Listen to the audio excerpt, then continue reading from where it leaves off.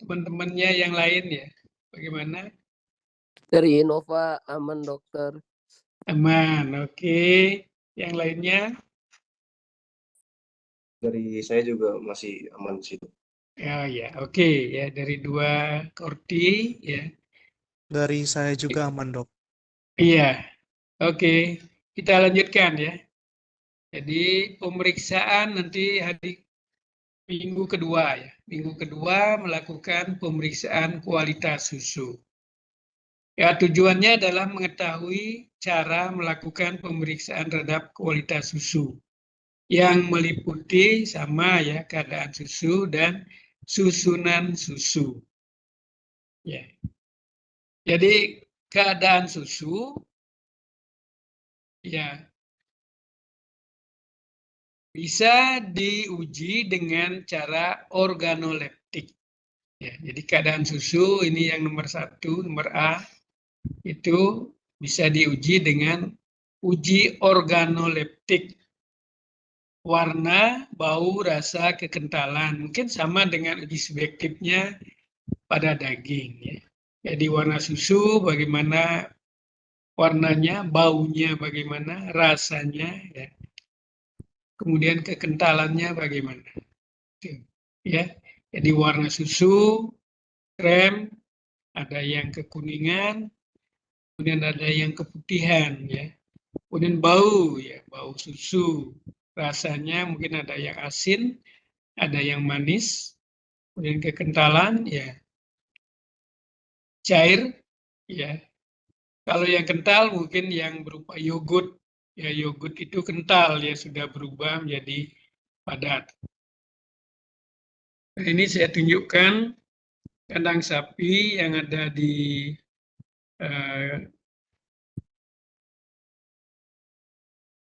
Purwokerto ya, Baturaden ya, Purwokerto Baturaden.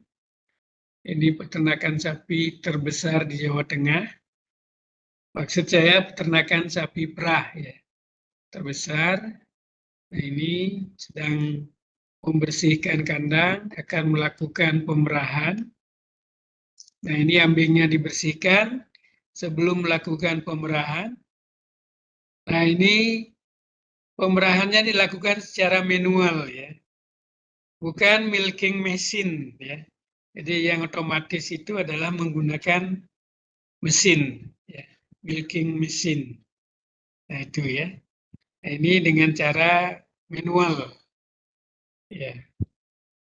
Nah kemudian hasilnya ini ditampung, ya ditampung. Nah kemudian di milk scan namanya ini, milk scan. Nah sudah dalam milk scan susu yang dihasilkan itu dikirim ke koperasi susu. Nah, di dalam koperasi susu inilah susu itu diuji kualitasnya. Bagaimana pH-nya, BJ, warna, bau, ya kekentalannya, begitu ya. Jadi karena ada indikasi ya dari peternak yang kreatif gitu ya. Saya tidak sebut peternak yang nakal tapi kreatif gitu ya. Jadi kreatif ini artinya dia menginginkan produk susunya banyak tetapi punya sapi sedikit. Nah, ini gimana caranya meningkatkan volume susu yang bisa di-store ke koperasi susu gitu ya. Nah, ini silakan nanti adik-adik cari bagaimana cara peternak untuk melakukan hal itu. Nah, ini banyak masyarakat yang antre menyetor susu di koperasi susu. Nah, ini di koperasi susu, ini ujinya, uji BJ ya, uji BJ. Nah, kemudian, nah ini tempat untuk melakukan pasteurisasi. Ya, ini tempat melakukan pasteurisasi. Jadi susu itu dituang di sini, dikumpulkan di sini, nanti dilakukan pasteurisasi. Apa itu pasteurisasi? Nah, nanti mungkin adik-adik dapatkan pelajaran itu di bab susu. Ya, ini pekerjanya ini, mungkin ini peternak ya, sambil merokok, padahal sebenarnya tidak boleh sambil merokok begitu. Nah, itu ya. Nah, ini tadi dari koperasi itu susu-susu ini kembali dikirim ke pabrik pengolahan susu. Nah, di pabrik pengolahan susu ini susu itu dites dengan alat yang canggih ini ya. Ini alatnya cukup canggih, bisa menguji beberapa parameter dari susu ya, biji, protein, lemak, pH dan sebagainya ya. Nah, ini juga ya. Ini. Oke. Nah, nanti di lab adik-adik akan melakukan uji kebersihan ya. Karena tadi nah ini ya. Jadi kalau pada saat memerah, jadi ekor sapi itu tidak bersih, mungkin gerak-gerak begitu akan mempengaruhi kebersihan dari susu yang diperoleh di sini. Ada rambut sapi, kemudian ada debu, ada pasir, dan sebagainya. Gitu ya. Nah, itu bisa diuji di sini ya. Artinya kotoran yang tampak dengan mata telanjang. Sedangkan mikrobiologi kan tidak bisa kita lihat, ya karena tidak bisa dilihat secara mata telanjang. Ya. Nah, caranya ini silakan nanti baca di penuntun itu. Oke. Nah, uji didih ini dengan menggunakan tabung reaksi, masukkan beberapa cc susu, kemudian dipanaskan.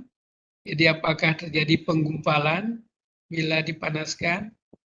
Ya, sampai mendidih ya. Jadi kalau terjadi penggumpalan berarti susunya kurang bagus. Nah, yang selanjutnya hampir mirip dengan uji didih adalah uji alkohol. Ya, untuk melihat keadaan susu. Ya, biasanya susu yang asam apabila ditambahkan alkohol, ya asam itu artinya sudah terjadi fermentasi terhadap susu tersebut. Ya. Jadi susunya akan terlihat ada butiran-butiran ya. Jadi perubahan yang muncul adalah yang di sini juga ada penggumpalan, di atas uji didih juga ada butiran-butiran di dinding dari tabung reaksi. Nah, di bawah juga demikian. Tidak menggumpal tetapi ada jendalan-jendalan di gumpalan-gumpalan, maaf ya, butiran-butiran yang terdapat di dinding tabung reaksi apabila kita masukkan volume tertentu dari alkohol. Ya, dikocok, kemudian dilihat perubahannya.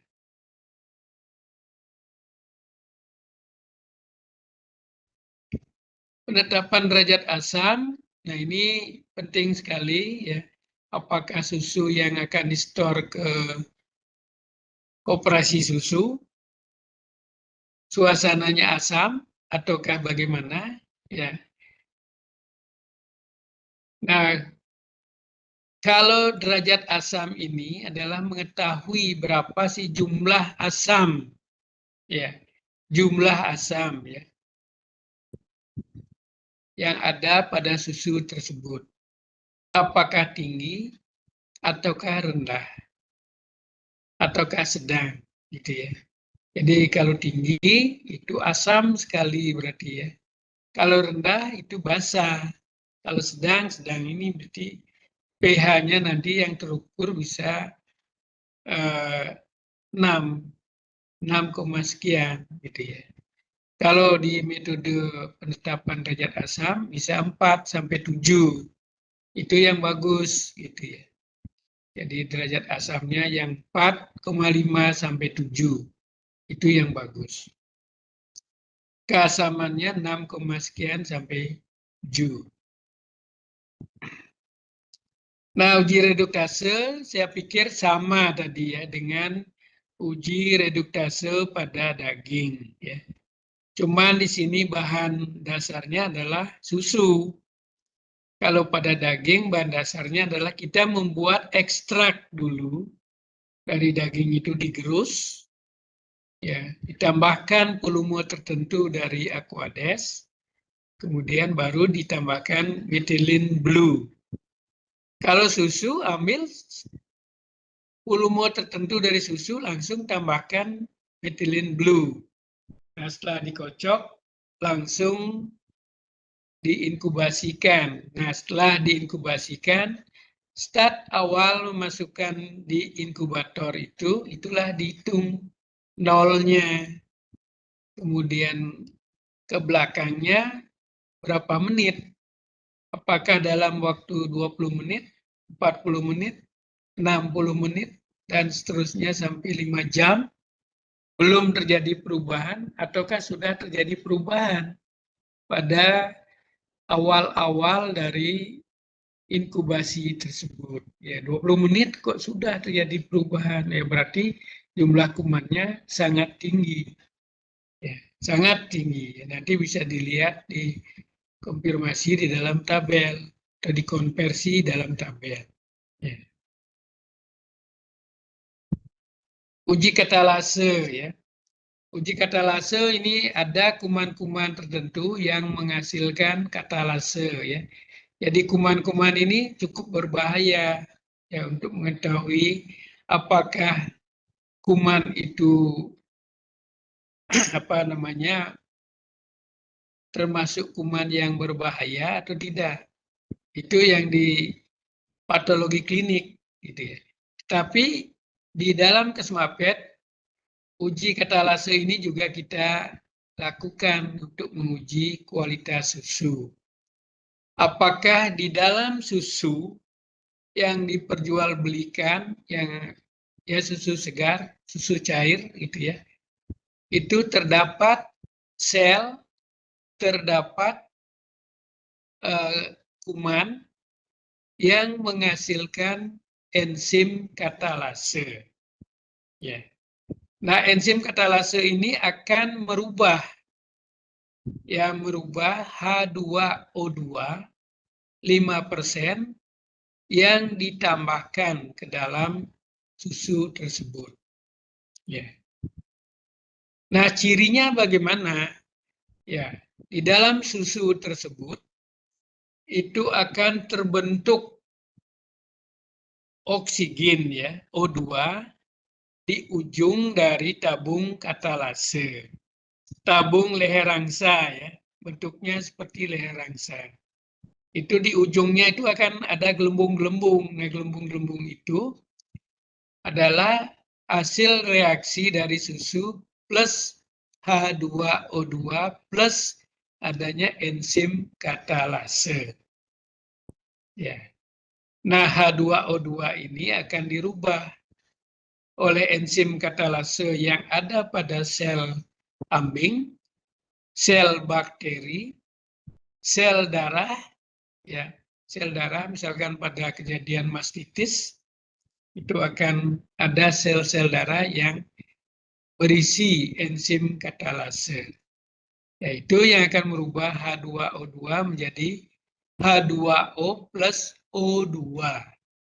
Nah, O2-nya itulah yang berupa gelembung. Ya, gelembung-gelembung gas di ujung tabung. Nah, uji kuman ini tidak kita lakukan, ya, karena seperti tadi kita tidak mempunyai peralatan. Nah, yang kedua adalah kita ingin menguji susunan dari susu. Kalau tadi ABCD-nya itu dari warna, bau, rasa, kemudian pH, ya, derajat asam, ya, itu adalah keadaan dari susu. Untuk mengukur susunan atau menguji susunan itu bisa dilakukan dengan penetapan berat jenis. Nah, hanya ini yang akan bisa kita lakukan. Jadi alatnya yang kita punya hanya apa yang disebut dengan lactodensimeter. Jadi alat ini akan bisa menguji berapa sih berat jenis dari susu kambing, susu sapi, gitu ya. Ya, nah kemudian dikonversi ke dalam suhu 27,5 derajat Celcius. Ya, nanti di lab itu harus siapkan termometer, siapkan gelas ukur yang gede, yang volumenya mungkin 100 mili. Nah, kemudian masukkan susu, masukkan termometer. Jadi ada persyaratan berapa suhu susu boleh ditera BJ-nya, yaitu berkisar antara 20 derajat sampai 30 derajat. Ya. Kenapa demikian? Ya? Kenapa 20 sampai 30 derajat? Ya, coba nanti adik baca di dalam penuntun itu. Ya. Nah, ini nanti bisa keluar dalam kuis. Nah, yang berikutnya adalah mengetahui apakah susu yang diperoleh, yang dihasilkan dari pemerahan itu, apakah diperoleh dari sapi yang menderita mastitis. Ya. Nah, ini ada alat ujinya. Alat ujinya disebut dengan pedal. Ya, pedal yang ada 4 ruangan itu, ya untuk kambing depan, kiri, depan kanan, belakang kiri, belakang kanan. Ya. Nah, itu ada 4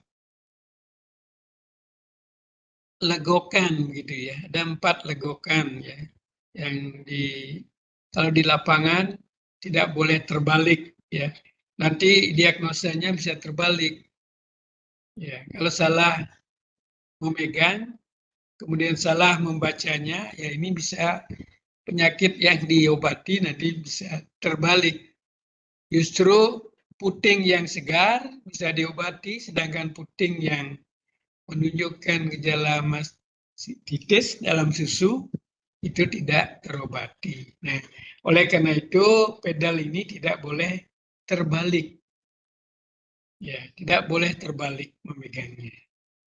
Ya. Nah, untuk uji mastitis ini ada reagannya. Ya. Nah, kalau adik-adik lihat di media online, ya, selain media CMT yang terdiri dari brom, kresol, urvel, ya, dan Na alkali aril, ya, alkali aril sulfonat dalam Aquades. Ya. Selain media ini, di dalam media online juga bisa ditemukan pengganti ya jika adik-adik tidak memiliki media reagen CMT. Ya, nanti di dalam praktikum akan saya keluarkan kuisnya ini ya. Jadi reagen apa yang bisa digunakan untuk mengganti apabila di lapangan adik-adik kehabisan reagen CMT. Ya, itu ya. Jadi mohon diingat, dicari, ya. Kemudian gunakan untuk menjawab nanti di kuis itu. Ya. Nah, evaluasinya hasilnya biru tua, violet ini silakan nanti adik-adik baca untuk ininya. Nah, yang materi ketiga adalah pemeriksaan telur. Mengetahui cara bagaimana pemeriksaan terhadap kualitas telur yang meliputi pemeriksaan subjektif dan objektif. Ya. Ya. Kalau tadi organoleptik dan susunan, kan begitu ya kalau pada susu. Kalau pada daging, subjektif dan objektif. Subjektif ini artinya dengan bantuan panca indera. Kita sudah bisa nyatakan ya warna, bau, jadi kemudian kehalusan, ya kerabang telur gitu ya dan sebagainya ya. Nah kemudian objektif ini dibantu dengan alat-alat laboratorium ya. Jadi kalau sudah disebutkan uji subjektif pasti bantuan panca indera. Nah kemudian yang objektif ini menggunakan alat-alat laboratorium itu ya. Nah ini subjektifnya kerabang atau kulit telur, kantung udara nanti kita belajar di laboratorium, keadaan putih telur, bagaimana keadaan kalau kita candling, kalau kita teropong gitu ya, kemudian keadaan kuning telur juga bagaimana. Kalau telur itu kita teropong, ya apakah bersih, apakah ada noda darah, ataukah ada lembaga apa namanya, karena kalau telur itu dibuahi ada pejantannya, pasti itu ada lembaga dia di dalam telur itu ya. Nah itu kemudian bau ya, bau bagaimana, apakah sudah berbau busuk dan sebagainya. Nah pemeriksaan secara objektif itu adik-adik nanti bisa melakukan IKT. Ya, apa itu IKT? Indeks kuning telur. Ya. Indeks kuning telur, nah kemudian ada indeks putih telur, dan nomor 3 adalah HU unit. Ya. Nah kalau alat ini alat yang canggih sekali ini ya. Ini harganya 500 juta ini yang sekecil ini. Ya. Jadi kita tidak mampu beli ini ya, alat yang seperti ini. Ya, ini bisa menguji ketiga parameter di atas ini ya, IKT, IPT, dan HU unit. Ya. Nah, kita nanti di laboratorium ya memecahkan telur, kemudian kita letakkan di media yang datar, kaca atau keramik, begitu ya. Nanti bentuknya seperti ini ya.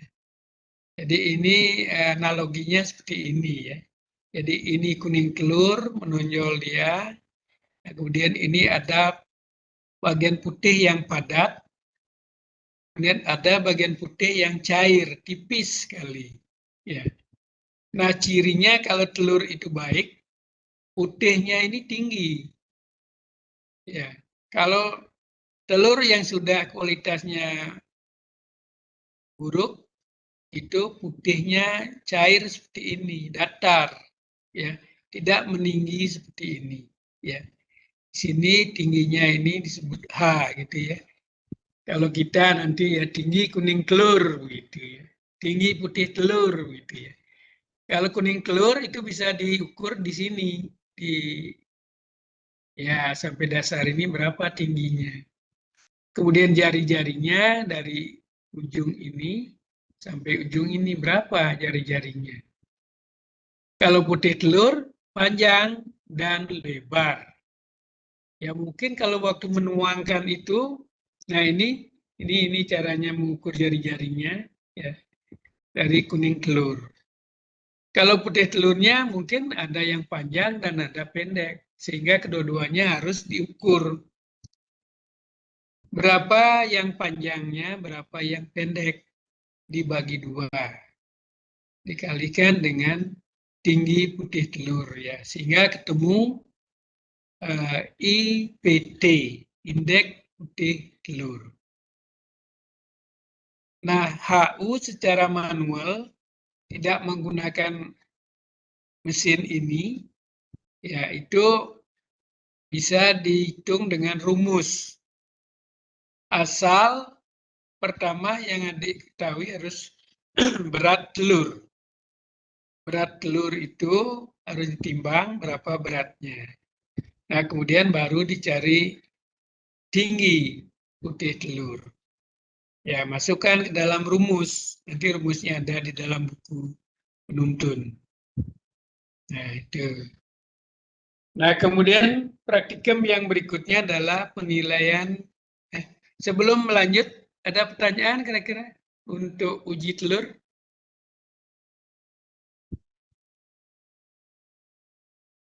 Ada pertanyaan, Dek?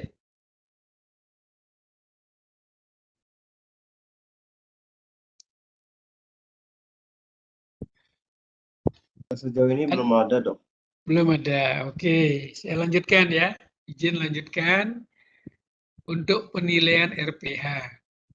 Nah, penilaian RPH ini nanti di lapangan, di lokasi RPH yang kita gunakan adalah RPH Pesanggaran. Jadi RPH yang termasuk RPH yang terlengkap di Bali. Ya, RPH yang terlengkap. Jadi ada ruang istirahatnya, kandang istirahatnya, kemudian penyembelihan dan sebagainya, sampai ada instalasi pengolahan air limbah. Nah,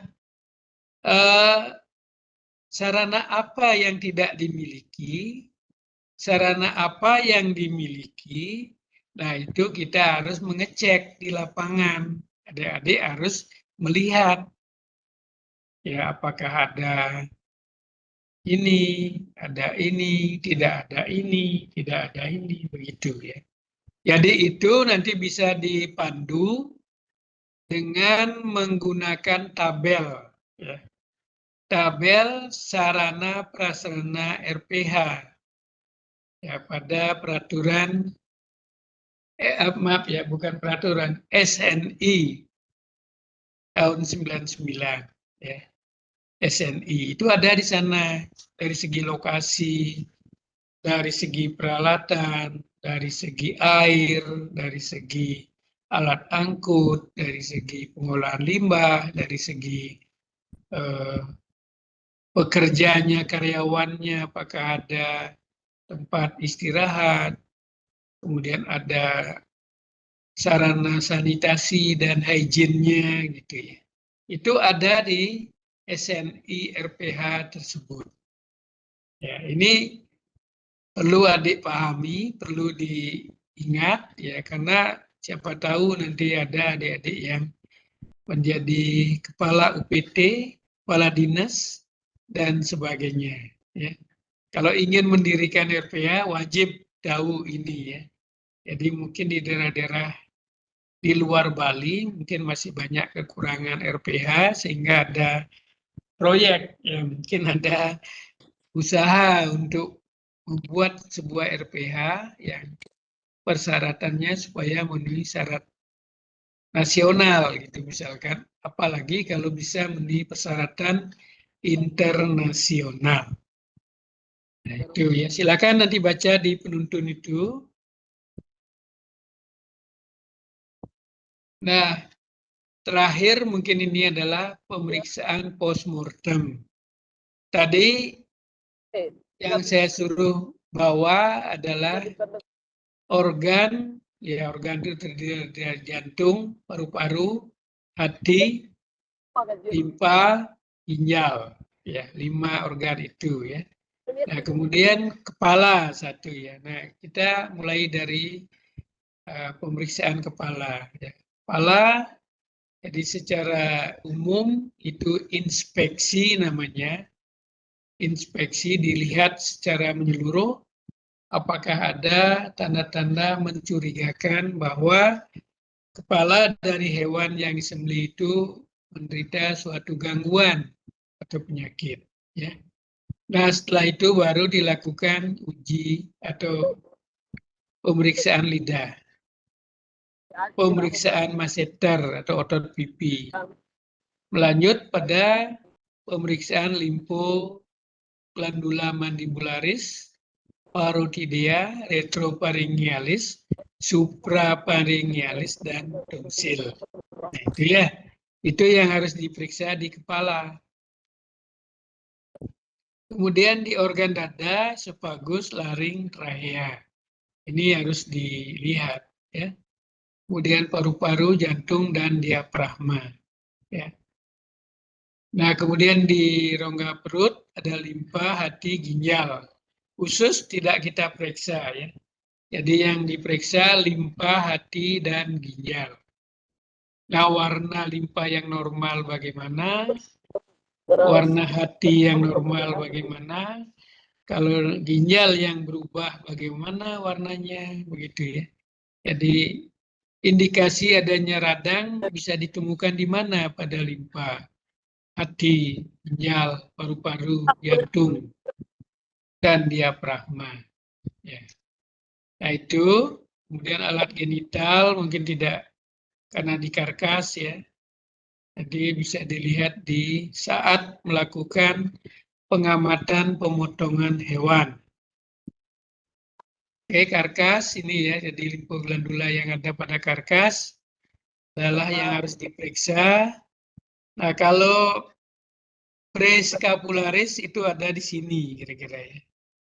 Di sini.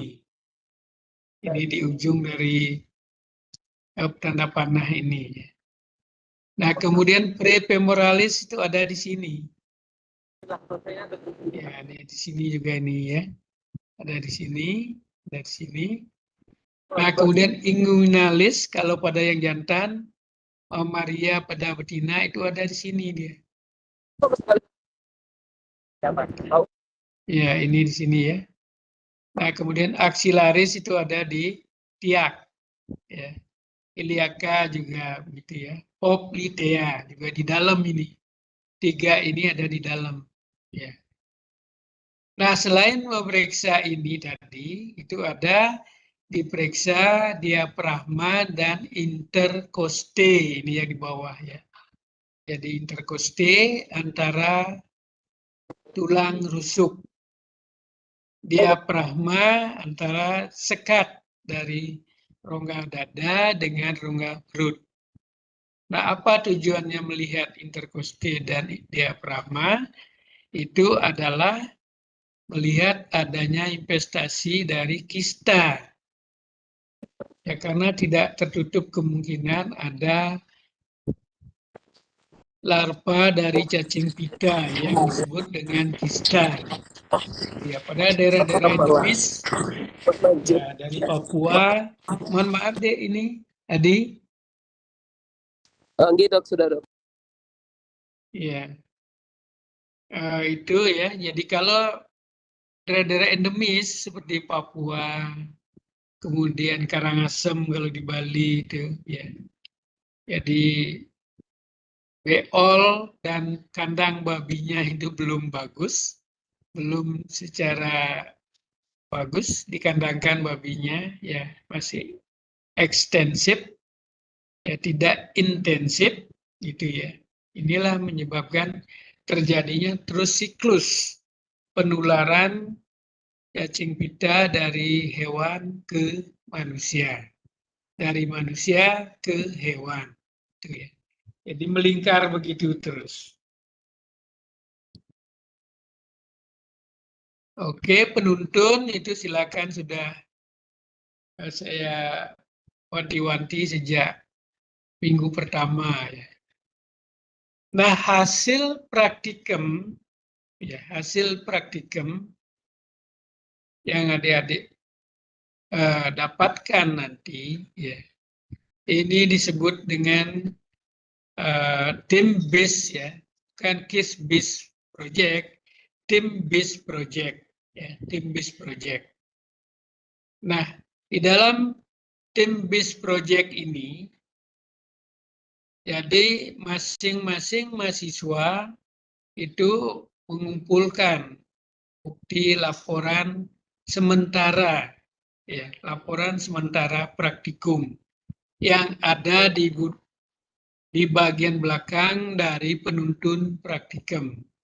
Itu ada nanti data daging, data susu, data telur, kemudian data PM, data RPH, dan sebagainya. Ada di sana. Itu yang akan saya nilai. Nah, kemudian sudah saya tetapkan kelompok-kelompok di dalam kelas A, B, C, dan D. Ya, setiap kelompok ya A1, B1, C1, D1 itu misalkan ini mengupload ya apa saja yang harus diupload oleh kelompok ini gitu ya. Jadi cukup adik-adik mengupload satu saja. Tidak usah setiap anggota dari kelompok itu mengupload. Cukup satu. Ya, karena di dalamnya sudah ada nama-nama dari anggota kelompok tersebut. Ya. Ya, nama-nama ini ya yang akan saya baca, yang akan saya periksa, oh ada namanya ini ya. Walaupun di dalam kenyataannya mungkin ada dari anggota kelompok itu tidak terlibat di dalam pembuatan laporan, pembuatan video gitu ya. Nah ini ya. Tetapi nanti saya akan komparasi bandingkan dengan data yang ada di buku penuntun praktikum. Ya, itu sebagai komparasinya nanti. Ya. Nah, kelompok ini membuat satu video yang berisi materi daging, praktikum daging, materi praktikum susu, materi praktikum telur, postmortem, ya bukan antemortem, postmortem, postmortemnya, kemudian ada materi RPH, materi pemotongan hewan. Itu ya, itu yang harus diupload nanti. Ya. Tiap kelompok satu video. Jadi nanti ada 16 ya, ada 16 video. Kelas A ada 4, kelas B ada 4, C ada 4, D ada 4. Ya, 16 video.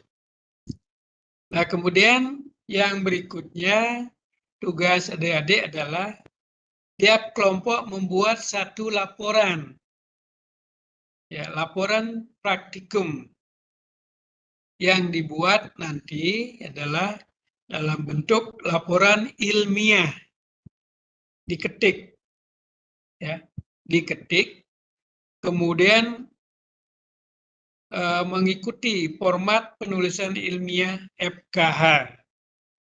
Jadi ada sampulnya, kemudian ada kata pengantar, kemudian ada daftar isi, daftar tabel, daftar gambar, kemudian pendahuluan. Pendahuluan itu terdiri dari latar belakang, kemudian tujuan dan manfaat.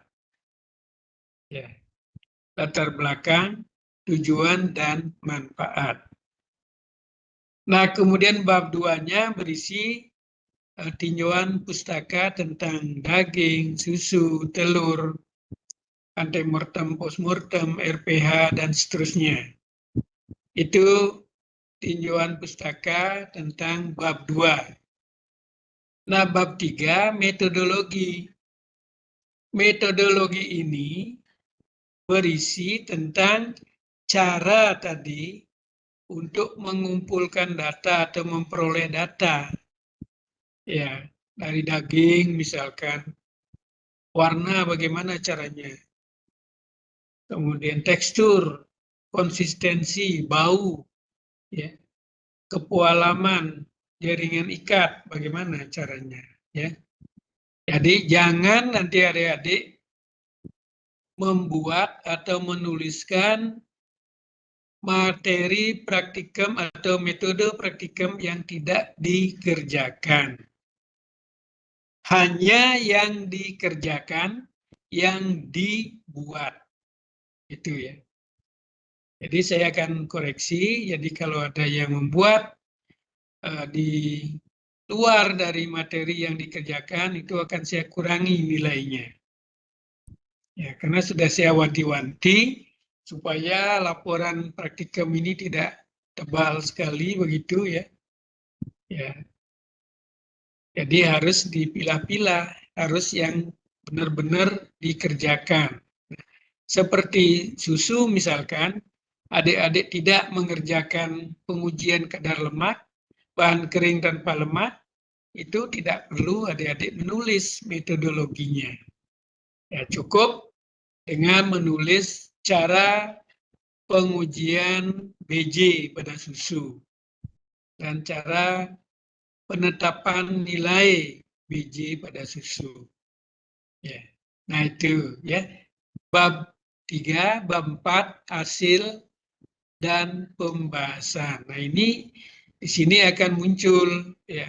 Jadi kalau adik-adik jeli, kalau adik-adik memang betul memahami, membaca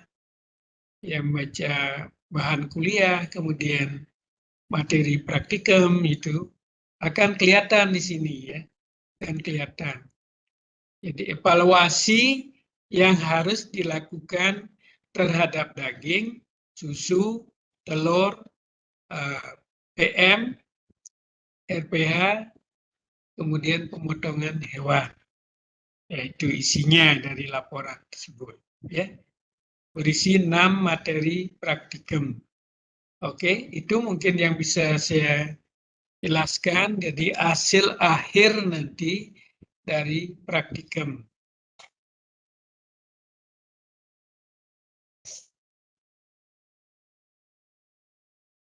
Nah ini tadi adik ya. Jadi penilaian dari praktikum ya. Jadi sebenarnya di sini ada presentasi tugas akhir proyek. Tetapi kita tidak punya waktu lagi untuk melakukan penilaian ini. Nilai untuk presentasi mungkin nanti saya analogikan dengan nilai presentasi pada saat melakukan presentasi materi perkuliahan. Nah ini diisi dengan nilai dari presentasi dari perkuliahan. Nah sikap, jadi ini sikap juga bisa kita nilai dari saat perkuliahan. Bagaimana sikap adik-adik itu sudah ada di rubrik yang saya kirimkan. Ya. Nah kemudian laporan produk akhir proyek. Ya berupa laporan akhir praktikum. Ya, ya dengan beberapa embel-embel tadi tambahan pembahasan dan sebagainya. Ya. Jadi kalau semakin baik penilaian sesuai dengan rubrik ya, rubrik yang ada di rubrik penilaian itu yang saya kirimkan ya.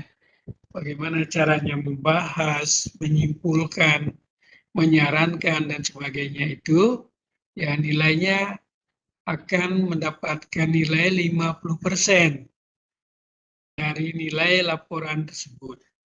Ya. Misalkan kalau nilai laporannya 80, ya dari 50% ini berarti adik-adik mendapatkan 40 nilai untuk laporan. Ya, tugas presentasi kalau mendapatkan 4, jadi 4 kali 80 itu berapa itu ya? Jadi 32 gitu ya, 32. Tambahkan di sini. Nah, kemudian sikap juga demikian. 3,2 gitu ya, 3,2. 3,2 tambah 3,2 tambah 40 tadi di sini. Ya, itu untuk tim base project-nya. Ya, tim base project-nya. Nah, di samping itu ada nilai ujian tengah semester. Nanti melalui OASE, ya. OASE-nya tadi saya tidak bisa buka untuk memasukkan soal ujian tengah semester, ya 10%. Kemudian ujian akhir semester UAS itu di OASE kelas A sudah saya sebutkan materi UTS dari bab sekian sampai bab sekian. Materi UAS dari bab sekian sampai bab sekian. Nah, tugas ini ada tugas meringkas. Tugas meringkas dan tugas PPT plus tugas mengisi penuntun praktikum. Ya. Jadi itu ya. Ini ada 3 di sini nanti ya. Jadi tugas meringkas, tugas PPT, tugas melaporkan sementara hasil praktikum di penuntun praktikum. Itu ya. Jadi di sini baru 3. Kemungkinan nanti kalau ada tugas dari dosennya, jadi juga akan saya berikan nilai. Berarti porsinya bisa kita bagi-bagi nanti. Itu. Nah itu mungkin jadi ya. Jadi secara keseluruhan materi asistensi pada malam hari ini ya yang bisa saya sampaikan pada adik-adik. Ya. Nah, sampai di sini ada pertanyaan lagi atau ada diskusi? Masih ada yang membingungkan? Izin bertanya, Dok. Silakan, Agung. Yang pertama, saya ingin bertanya untuk penonton praktikumnya ini nanti apakah akan diupload di OASA atau Google Classroom? Tidak perlu. Yang diupload hanya laporan praktikum yang diketik tadi. Izin, Dok, maksud saya yang PPT dari dokternya. Iya. Kalau yang penuntun praktikum Yang itu dikumpul secara offline gitu ya, dikumpul di lab. Nanti saya akan nilai laporan praktikum itu. Ya, laporan sementara namanya itu ya, yang ada di buku penuntun itu. Sedangkan yang diupload di OASL itu adalah laporan yang terdiri dari laporan base project itu ya tadi ya, yang terdiri dari 6 materi, video, dan 6 materi itu tadi. Ya, tambah bingung, Agung? Atau sudah jelas? Mohon maaf, Dok, sebenarnya maksud saya PPT dokter yang sekarang kita bahas ini apakah boleh di-share maksudnya gitu, Dok? Oh gitu ya, oke. Ya, nanti saya ini ya, saya share ya. Ya, oke. Sama satu lagi, Dok, Ya, silakan. tadi saya sudah menghubungin Prof. Wayan dan katanya itu untuk pengadaan bukunya ada dengan harga 100.000 seperti itu, Dok. Iya. Nah, silakan sekarang kesanggupan adik-adik mahasiswa itu saya tidak tidak memaksa ya. Silakan nanti adik koordinasi dengan Prof. Wayan. Ya, dengan Prof. Wayan. Ya. Jadi pembayarannya apapun itu ya silakan melalui Prof. Wayan. Atau melalui kortinya dulu, nanti dari korti itu mengambil berapa buku, ya buku itu nanti hasil penjualannya itu di store ke Prof. Wayan. Gitu ya. Sudah, Agung? Izin, Dok, berarti untuk bukunya ini setiap mahasiswa wajib punya untuk praktikum gitu, seperti itu. Iya, jadi tanyakan aja nanti ke Prof. Wayan. Ya. Jadi kalau saya nanti yang ada saya periksa begitu ya. Saya apa yang ada itu yang saya periksa begitu ya. Jadi kalau adik-adik tidak menyetor laporan sementara praktikum berarti nilai untuk tugas itu akan saya kurangi sepertiganya itu ya. Yang 10% itu sepertiganya itu akan saya kurangi itu ya. Nah itu ya. Saya tidak mewajibkan, tidak memaksa gitu, tapi saya akan memberikan penilaian. Itu ya. Itu karena ada nilai untuk itu ya, untuk pelaporan dari hasil praktikum yang sehari-harinya itu ya.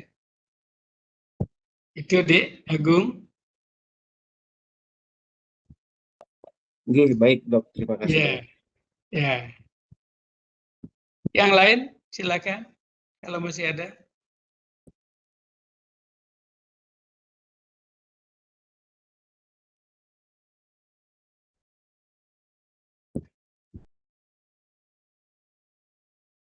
Adi, ada? James? Gigi? Sudah cukup nggih. Oh, sudah cukup. Ya, baik. Jadi kalau Sudah aman, Dok. ya, jadi kalau sudah cukup, ya saya ucapkan banyak terima kasih atas partisipasinya.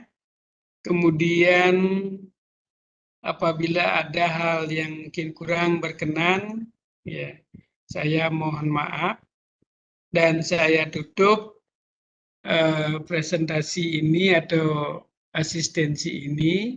Kembali saya ucapkan banyak terima kasih dan selamat malam.